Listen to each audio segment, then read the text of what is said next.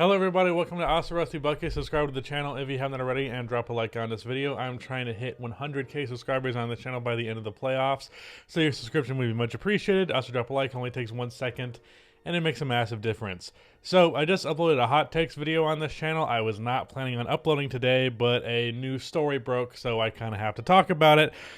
Basically the story, I forgot the basketball. That was not the story. The story is that Kyrie Irving is more than likely going to be able to be playing home games now that the private sector vaccine mandate is being, there's changes that are likely going to happen with New York's law. And that was the law that was preventing Kyrie from playing home games. And, you know, even as someone who isn't opposed to vaccine mandates, I will say it was odd that that law allowed him to go to games as a spectator but not actually play on the court. Like, the risk that he is causing by being unvaccinated is just as significant in a crowd as it is on the court, if not more.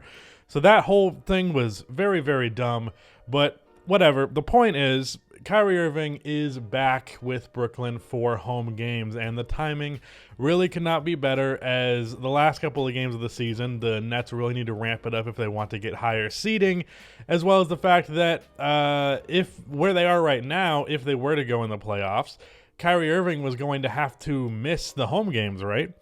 And being that they are the 8th seed right now, they were not going to have home court advantage in any series that they played in. So as a result, they have managed to avoid the possibility of Kyrie only being able to play maximum 3 games in a series.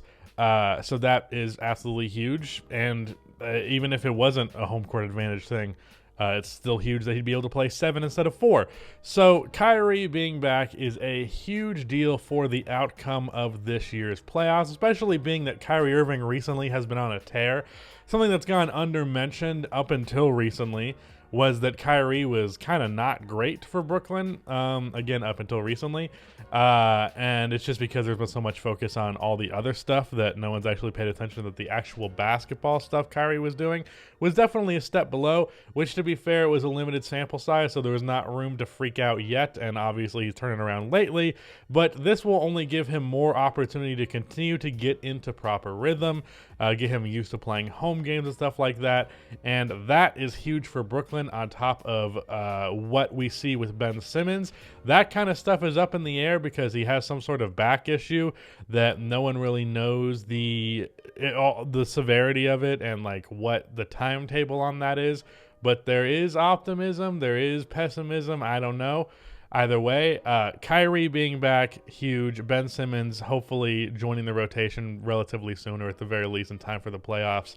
The Brooklyn Nets are sitting a lot prettier, and this is really the first positive news that the Brooklyn Nets have had since, God, I don't know. It seems like fate has determined that this team cannot succeed in spite of the talent that they have, and finally they're actually turning things around, and they have some positive news going for them with Kyrie being able to play, with Ben Simmons being able to play, hopefully.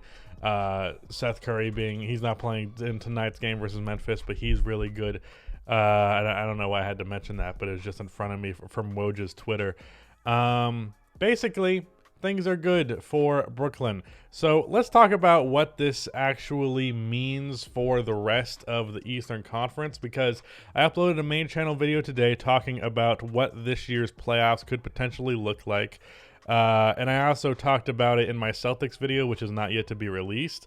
But in that Celtics video, I said multiple times that the Brooklyn Nets are a complete wild card because what players are playing and all that, and how good they are, their chemistry, being that they've, again, barely played together once again, another time Brooklyn's done that.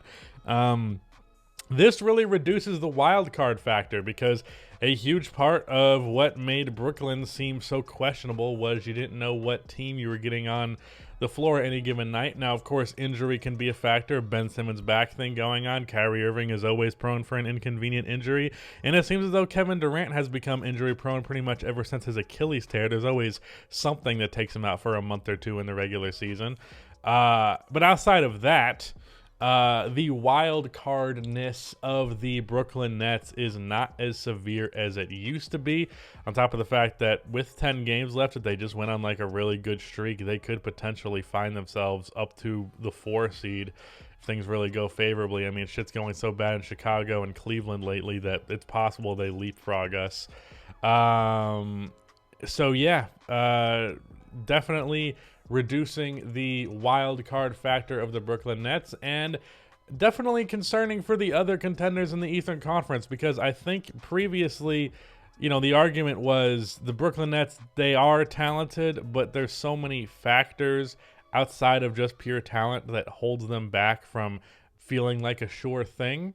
And I'm not saying the Nets are a sure thing now with this change, because I don't think that quite makes them a sure thing. But at the same time, it's definitely a lot more of a sure thing than it was. And for these teams that were who were trying to hope to bank on some inconsistencies being what ended up being the downfall of the Nets in that hypothetical matchup, whether it's the Heat or the Bucks or the Sixers or whatever, can't really rely on that anymore. Can't really rely on the inconsistency of the Nets to be the downfall of the Nets. You're going to have to actually game plan for them at full strength, again, barring injuries. And that is going to completely change the landscape of this year's playoffs.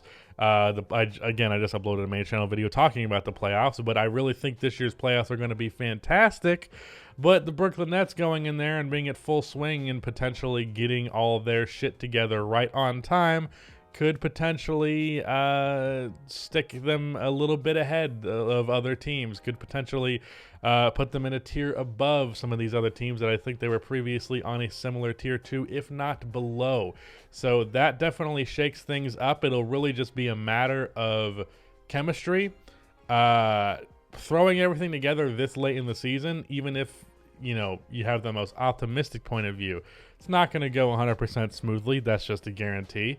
And I guess we'll just have to wait and see. I mean, we've seen Kyrie play really well with the Nets lately. As I mentioned, he had that 60-point game against Orlando, which was absolutely fucking ridiculous. But it's always a possibility that things are just a little bit clunky, and that can be a difference maker. But at the end of the day, all that stuff aside, all the potential hiccups aside, at the end of the day, you are definitely much better off now than you were yesterday with Kyrie being able to play home games. And it's really interesting because that could have been a huge factor on top of just the fact that those guys would not be, that he would not be playing for the play-in tournament. They were going to, if the season ended right now, I believe they would play the Raptors. Can't play on the Raptors court either. And I guess that doesn't change with this rule. So that's a factor, right? Am I not mistaken? Because the Raptors rule is still the same. Yeah, it hasn't changed there. So that's still a thing you have to worry about. And I think the Warriors are another team that has that rule in place. I would say the Knicks, but that's not a concern anymore. No, it's actually the same city, you jackass. So that clearly the rule is the same for the Knicks as it would be the Nets. So that was fucking a brain fart right there. So that's still a concern there, I guess. But if they beat Toronto, they would then play on the Nets home court, and now Kyrie's actually allowed to play on the Nets home court. I don't know. Either way, huge news. Not just for the Nets, but for the landscape of the league as a whole. Go check out that hot takes video if you haven't already, because it's probably going to perform a lot worse because I'm uploading this so soon after. But it is what it is. I have to talk about the big news when it comes out. So, yeah. But that was it. Goodbye.